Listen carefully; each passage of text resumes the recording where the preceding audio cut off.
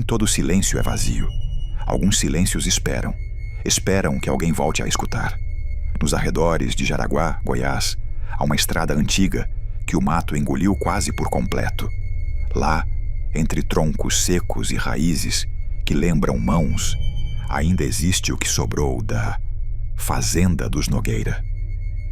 Um casarão de 1920, abandonado desde meados dos anos 70. Os moradores dizem que nas noites frias de julho é possível ouvir o som de correntes arrastando e o choro de crianças vindo da direção do antigo poço. A polícia, por décadas, ignorou esses relatos, até que um corretor de imóveis chamado Carlos Mendes decidiu entrar lá, e nunca mais foi o mesmo.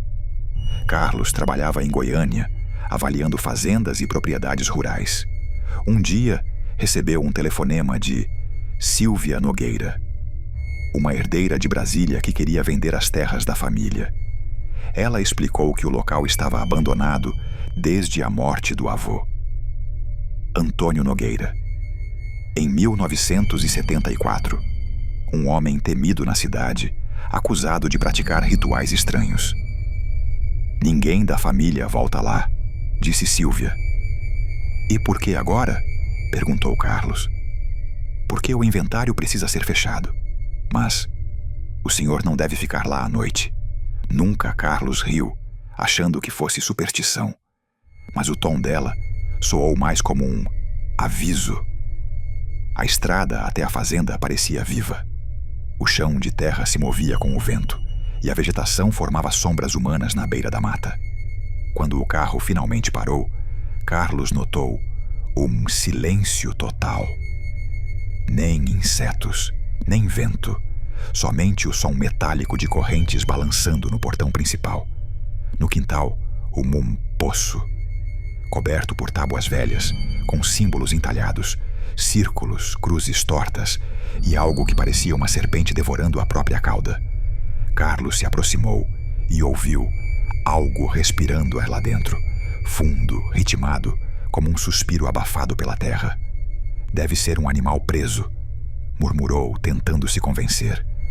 Mas, por algum motivo, o ar ali cheirava a ferro e terra molhada, mesmo sem sinal de chuva. Ao entrar, o tempo pareceu parar. O relógio do corredor marcava 3h17. E os ponteiros não se moviam. O cheiro de mofo e ferrugem era intenso, e as paredes exibiam retratos antigos da família. Rostos sérios, olhos fundos, todos voltados para a mesma direção, o quintal. No andar de cima, um quarto infantil ainda tinha brinquedos. No chão, pegadas pequenas, sujas de terra. E o cavalinho de madeira balançava sozinho, embora não houvesse vento. Carlos ouviu algo bater. Clang, clang, clang, vindo do porão. Seguiu o som e encontrou uma escada de pedra. Descendo-a, chegou a uma sala úmida, onde havia um segundo poço, menor, com correntes enferrujadas. Quando se aproximou, uma voz sussurrou: "Você voltou, seu Nogueira." Carlos saiu correndo, tropeçando até o carro. Mas ao olhar o relógio do painel, congelou. 3h17, mesmo sendo pleno meio-dia. Em casa, à noite, ele tentou dormir, mas o tic-tac de um relógio que ele nem possuía ecoava pelo quarto. Então, o telefone tocou. Quando atendeu, ouviu 3 batidas metálicas e uma respiração lenta. Depois, silêncio. No dia seguinte, Silvia ligou. "Você ouviu, não é?" "Quem estava naquele poço, Silvia?" "Não é um quem, Sr. Carlos. É o que ele deixou lá." Silvia revelou que o avô dela era conhecido por Seu Nogueira do Poço. Nos anos 70, era líder de um grupo que acreditava que a água subterrânea podia curar e purificar almas. Mas, segundo registros de um delegado local, 3 crianças desaparecidas foram vistas pela última vez brincando perto da fazenda em 1974. Determinou-se que o caso fosse arquivado, sem provas. Carlos, obcecado, começou a investigar. Foi ao cartório da cidade e pediu acesso a documentos antigos da família. Entre os papéis, encontrou um diário, escrito pelo próprio Antônio Nogueira. Em uma das páginas lia-se: "O eco da carne é o preço da pureza. 3 vozes para abrir o caminho, 3 corpos para selar." A data: 16 de julho de 1974. O mesmo dia do desaparecimento das crianças. Carlos voltou à fazenda acompanhado de João, um policial aposentado amigo de infância. Levaram lanternas e ferramentas.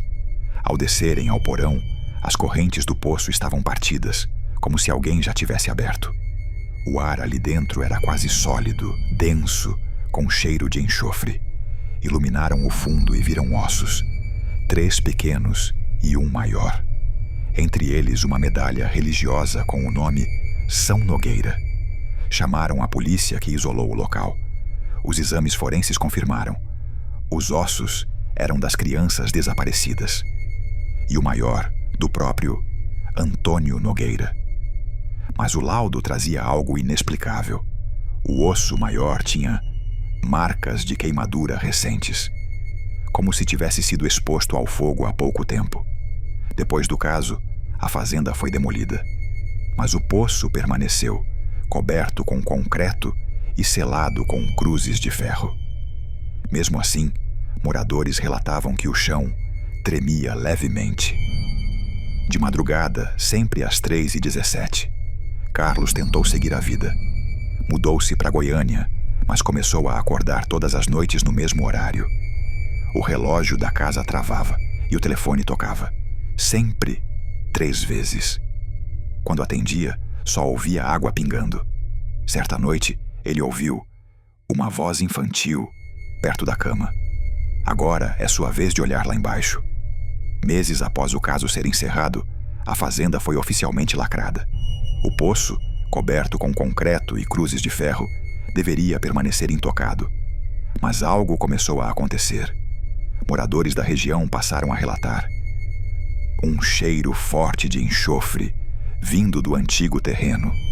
Alguns diziam ver uma luz azulada saindo do chão à noite, como se houvesse fogo debaixo da terra. A prefeitura mandou investigar e os trabalhadores encontraram o concreto rachado por dentro, pulsando como se respirasse. Enquanto isso, em Goiânia, Carlos Mendes começou a mudar. Colegas notavam que ele estava pálido, magro e que constantemente olhava para o chão como se escutasse algo. Ele dizia que ouvia vozes vindas da água. No início, achou que fosse insônia, mas então começou a sonhar, sempre com o mesmo cenário: o poço aberto, uma escada de pedra descendo cada vez mais fundo e mãos infantis puxando sua perna. Quando acordava, o chão ao redor da cama estava molhado e o relógio sempre marcava 3h17. Determinou-se a acabar com aquilo. Voltou à fazenda sozinho, levando um gravador e um crucifixo. Ao chegar, o terreno estava silencioso, até o som das correntes batendo começar novamente. No centro do campo, o poço aberto. Carlos ligou o gravador. A fita registrou o som de água correndo, depois passos e uma voz sussurrando distante, como se falasse dentro do peito dele. Você abriu o caminho. Agora ele olha por você. A fita termina com 3 batidas metálicas e um grito. Dias depois, a caminhonete de Carlos foi encontrada perto da antiga fazenda, com o motor ainda quente. O gravador estava no banco do passageiro. A polícia analisou o áudio e confirmou. Havia um segundo som de respiração, vindo debaixo do solo. Desde então, dizem que o selo nunca mais permaneceu fechado e que quem passa perto do terreno sente o chão tremer levemente, como se algo ainda tentasse sair. Depois do desaparecimento de Carlos, as buscas duraram semanas. Nenhum sinal do corpo.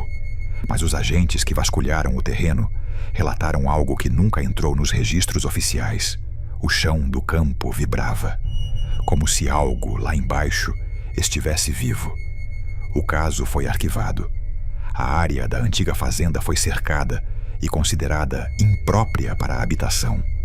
Mas à noite, moradores ainda ouvem o som das correntes batendo, 3 vezes, seguido de um sussurro infantil chamando por Seu Nogueira. Meses depois, Silvia Nogueira recebeu um pacote sem remetente. Dentro havia o gravador de Carlos, envolto em um pano úmido e coberto por terra. A fita começava com estática, depois água pingando. E então, a voz dele. Se alguém ouvir isso, não volte aqui.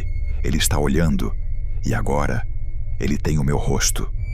O áudio termina com risadas infantis e o som de um relógio tocando 3 vezes. Hoje, o terreno é apenas um descampado coberto por mato alto. Mas se alguém se atrever a caminhar por lá, no silêncio da madrugada, vai perceber. O solo pulsa, como se respirasse. E ao se aproximar do centro, dá para ouvir o som inconfundível de água se movendo, como um coração batendo sob a terra. Dizem que o poço nunca foi realmente fechado e que, às 3h17, ele chama por mais alguém.